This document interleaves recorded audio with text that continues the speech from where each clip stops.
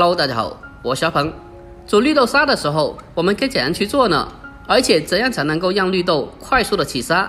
今天阿鹏就给大家分享一下它的详细做法。这样做出来的绿豆沙，里面的绿豆超级的软烂起沙，喝起来浓稠又丝滑，再搭配上 QQ 弹弹的西米，真的是超级的好喝。这个绿豆沙不但可以热着吃，也可以冷藏一下，口感更佳哦。好了，接下来跟着我的视频一起来看一下我是怎样做的吧。首先我们准备适量的绿豆，还有少许的西米，绿豆和西米的比例大概是4:1就可以了。别看只有一点点，但是煮出来也非常多的了。而且我们在挑选绿豆的时候，最好选择新鲜一点的，新鲜绿豆煲出来更加好喝。接下来我们先把绿豆给它处理一下，先给它装在大一点的碗里面，然后在碗里面添加满清水，将其浸泡起来，然后再下手把它清洗一下，清洗掉绿豆里面那些杂质和脏东西。我们将它不停的抓洗一下，而且在清洗过程中尽量的给它多淘洗几遍，把绿豆里面那些杂质和脏东西彻底的淘洗出来。我们在经过反复的淘洗过后，里面的绿豆就非常的干净了。我们将绿豆完全清洗干净以后，接着再重新的添加清水，将其浸泡起来。将绿豆提前浸泡半个钟头，把绿豆泡透，可以让绿豆快速的起沙。把绿豆浸泡起来后，接着我们再来讲解一下这个西米。这个西米呀，千万的要记住，千万不要去用清水给它清洗，因为西米它是淀粉来的，如果你将它清洗一下之后，那么就会全部化掉了。所以这个时候西米千万的不要清洗。下一步开始正式的制作，准备一个大一点的砂锅，先把浸泡过后的绿豆放进去，然后再往里面添加满清水。有些人在家里面煮绿豆汤的时候，煮出来的汤是红色的，其实是跟水的一个酸碱度有关系。在北方的朋友可以用纯净水来做，那么煮出来的绿豆汤它就会偏绿色了。在广东，绿豆沙里面必须得加一小片的老陈皮，可以让绿豆沙喝起来更加的好喝。下一步我们先开大火，先把汤水煮开。煮开以后可以看得到上面漂浮着一层浮沫，然后再用勺子给它撇除干净。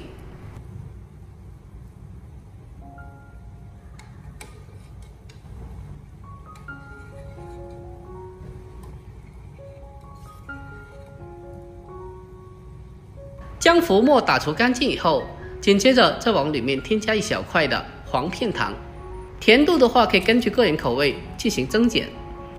加糖进去以后，接着再扣上盖子，用最小的火给它煮大概30到45分钟左右。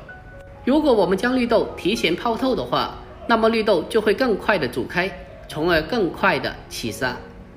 好了，下一步锅中烧水，将水烧开以后，再把西米放进锅里面给它煮一下。在这里需要注意，一定要等到水开以后再将西米放进去。如果水是凉的或者是温热的，没有煮开的，那么西米放下去的时候它就会融化掉了。将西米下锅以后，再用勺子把它轻轻的搅动一下，因为刚下锅的时候西米它是沉底的，用勺子给它轻轻的搅动一下，可以防止西米粘锅糊底。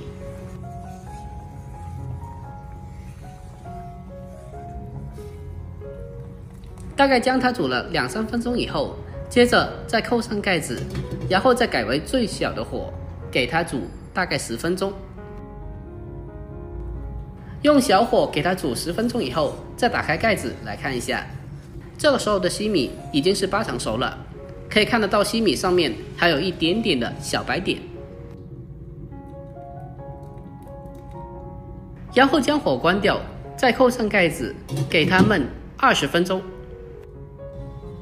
好了，20分钟过去了，我们来看一下这个西米，可以看到西米上面已经是没有小白点了，这就代表着西米已经是完全的熟透了。